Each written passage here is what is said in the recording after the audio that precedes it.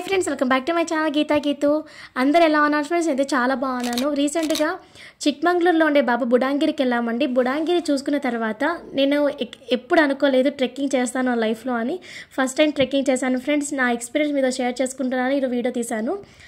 బుడాంగిరి చూసుకున్న తర్వాత దేవరమ్మ బెట్ట వ్యూ పాయింట్ అని చెప్పారు, అక్కడికి వెళ్ళాము. ఫొటోస్ చూస్తే చాలా చాలా బాగున్నాయండి. ఇక్కడ ఫొటోస్ కానీ ప్రీ వెడ్డింగ్ షూట్స్ కానీ తీసుకున్నామంటే మనకి కిరాక్ వస్తాయి ఫొటోస్. ఇక్కడ మీరు చూస్తున్నారు కదా, దేవరమ్మ బెట్ట గుడి అనేది ఎక్కడో చివరన కొండ మీద ఉంది. ఈ అమ్మవారి గురించి నేను చెప్తాను ఫ్రెండ్స్, వీడియో ఎక్కడ స్కిప్ చేయకుండా చూడండి.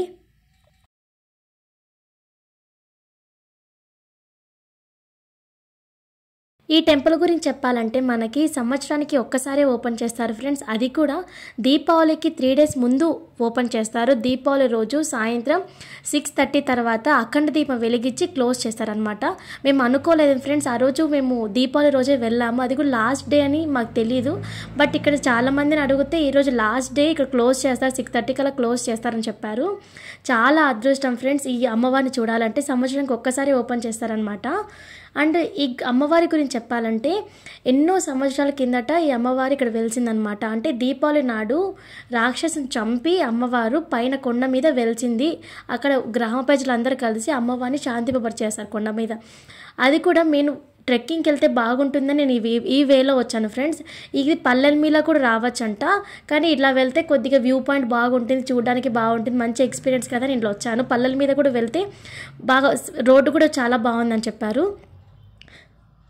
ఫస్ట్ టైం ఎక్స్పీరియన్స్ చేశాక చాలా కష్టంగా అనిపిస్తుంది.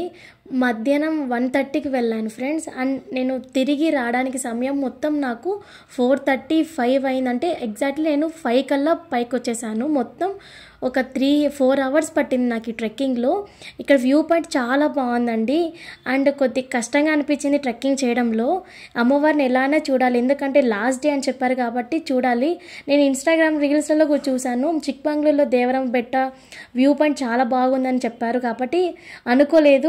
వెళ్దాం అనుకున్నాను కానీ అనుకోలేదు ఫ్రెండ్స్. అండ్ ఇక్కడ మీరు మనకి ఎప్పుడైతే గుడి ఓపెన్ చేస్తారో, గుడి మూసే రోజు వరకు మనకి 24 గంటలు ఓపెన్లో ఉంటుందన్నమాట. నేను ఒక డేలోనే ఇంత కష్టంగా వెళ్తున్నా అంటే రోడ్వే సరిగ్గా లేదు, అంత గుంతలు రోడ్. ఎందుకంటే ఒక కొండ ఎక్కి దిగి ఇంకొక కొండ ఎక్కాలి కదా ఫ్రెండ్స్, అందుకు మనకి రోడ్వే అనేది సరిగ్గా లేదనమాట. ఇక్కడ చూడండి, అలాంటిది నైట్ టైమ్స్ కూడా సెల్లు టార్చ్ లైట్ వేసుకొని వెళ్తారంట 3 days. ఇంకా మీరు అర్థం చేసుకోండి ఫ్రెండ్స్, అమ్మవారి ఎంత పవిత్రత అయితేనే ఇంతమంది జనాలు. అండ్ ఇంకా చెప్పాలంటే నేను చాలామంది పక్కన వాళ్ళు అడిగితే చెప్పారు ఏమంటే ఈరోజు చాలా రష్ తక్కువ ఉందంటే, ఎందుకంటే క్లోజింగ్ రోజు కాబట్టి రష్ చాలా తక్కువ ఉందంట. మిగతా రోజుల్లో అయితే 3 days ఫుల్ రష్ ఉంటుందంట. అంటే మనిషికి గ్యాప్ లేకుండా అంతమంది జనాలు ఉంటారంట. లాస్ట్ డే క్లోజింగ్ డే కాబట్టి మనకి జనాలు చాలామంది తక్కువ ఉన్నారు.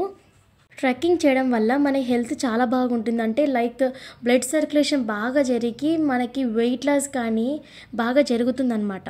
సో మంత్కి లేదా 2 monthsకి ఒక్కసారి ట్రెక్కింగ్ చేస్తే చాలా మంచిది ఫ్రెండ్స్. చిక్మంగళూరులో చూడాల్సిన ప్లేసెస్ చాలా ఉన్నాయి. లైక్ ములాంగిరి అంటే వ్యూ పాయింట్కి చాలా బాగుంటుంది. బుడాంగిరి బాబా బుడాంగిరి చూడాల్సిన ప్లేస్ పండి. అండ్ దేవరం బెట్ట ఖచ్చితంగా చూడాల్సిన ఫ్రెండ్స్. ఇంకా చాలా ఉన్నాయి చిక్మంగళూరులో చూడాల్సిన ప్లేసెస్. తప్పకుండా చిక్మంగళూరుకి వస్తే ప్రతి ప్లేస్ చూసి వెళ్ళండి ఫ్రెండ్స్. చిక్మంగళూరుకి ట్రెక్కింగ్ ప్లేసెస్ చాలా చాలా చాలా ఎక్కువ ఉన్నాయన్నమాట. అండ్ ఫైనల్లీ చూస్తున్నారు కదా, రోడ్వే అనేది సరిగ్గా లేదు. చాలా భయం వేసింది నాకు. చాలా సార్లు కూడా కాలు స్లిప్ అయింది, కింద పడే ఛాన్సెస్ కూడా అనిపించింది. అండ్ ఇక టెంపుల్కి వెళ్తున్నాను, జస్ట్ ఒక మధ్యలో మాకు ఒక కడ్డీ ఉంది పట్టుకోవడానికి సపోర్ట్ అంతే. ఇక్కడ నుంచి వ్యూ పాయింట్ చూడండి ఫ్రెండ్స్, చాలా బాగుంది. అండ్ ఫైనల్లీ స్టెప్స్ దగ్గరకు వచ్చేసాం. మనకి స్టెప్స్ కూడా సరిగ్గా లేదు, వ్యూ పాయింట్ అయితే చాలా బాగుంది కదా. అండ్ స్టెప్స్ గురించి చెప్పాలంటే మనకి చూడండి పక్కన ఎంత కష్టంగా ఎక్కుతున్నామో. ఈ మధ్యలో రాడ్ పట్టుకొని ఎక్కాలన్నమాట, చాలా కష్టంగా ఉంది. అండ్ ఈ వ్యూ పాయింట్ చూసుకుంటే హ్యాపీగా ఎక్కేయచ్చు పైకి అమ్మవారి దగ్గరికి. ఈ అమ్మవారిని మీరు కూడా ఒకసారి దర్శనం చేసుకోండి ఫ్రెండ్స్, చాలా పవర్ఫుల్ అమ్మవారిని అంట. ఇక్కడ పూజారిని అడిగితే చెప్పారు సంవత్సరానికి ఒక్కసారి ఓపెన్ చేస్తారు కాబట్టి ఖచ్చితంగా అమ్మవారిని మనసులో ఏదైనా కోరికలు తలుచుకుంటే నెరవేరుతుందంట. ఒకసారి మీరు ఇక్కడ చూడండి, ఈ గుడికి ద్వారాలంటూ ఉండవు, అంటే డోర్స్ ఏమి ఉండవండి. ఎందుకంటే పూర్వం నుంచి ఎప్పుడైతే ఈ గుడి స్థాపించారో అప్పటి నుంచి ఈ గుడికి ద్వారాలంటూ ఉండవంట. మా పని నిజంగా అయిపోయింది ఫ్రెండ్స్. ఎందుకంటే ఫస్ట్ టైం కాబట్టి చాలా కాలు నొప్పులు అయితే తెగ వచ్చేసాయి ఆ టైంలో. బట్ ఎట్లయినా అమ్మవారిని చూడాలి అని కసితో మేము వచ్చాము. ఇక్కడ నాకు వ్యూ పాయింట్ చాలా బాగా నచ్చింది. మీరే చూడండి ఎంత టాప్ పొజిషన్లో ఉన్నామో మనకి. అండ్ ఈ గుడి కూడా మనకి రౌండ్గా ఉంటుంది.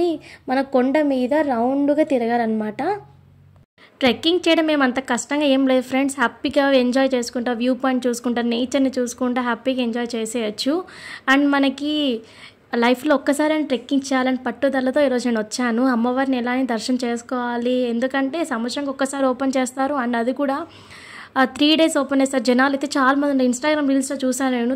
ఆ వీడియో కూడా నేను ఒకసారి షార్ట్స్లో పెడతాను, మీరే ఫ్రెండ్స్. ఫైనల్లీ అమ్మవారి దగ్గరకు వచ్చేసాను. మీరు కూడా చూసి దర్శనం చేసుకోండి ఫ్రెండ్స్. అండ్ కోరికలు కూడా ముక్కుంటే ఖచ్చితంగా నెరవేరుతాయంట.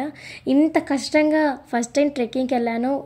నా కష్టానికి తప్పకుండా ఒక లైక్, సబ్స్క్రైబ్ చేసుకోండి ఫ్రెండ్స్ ప్లీజ్.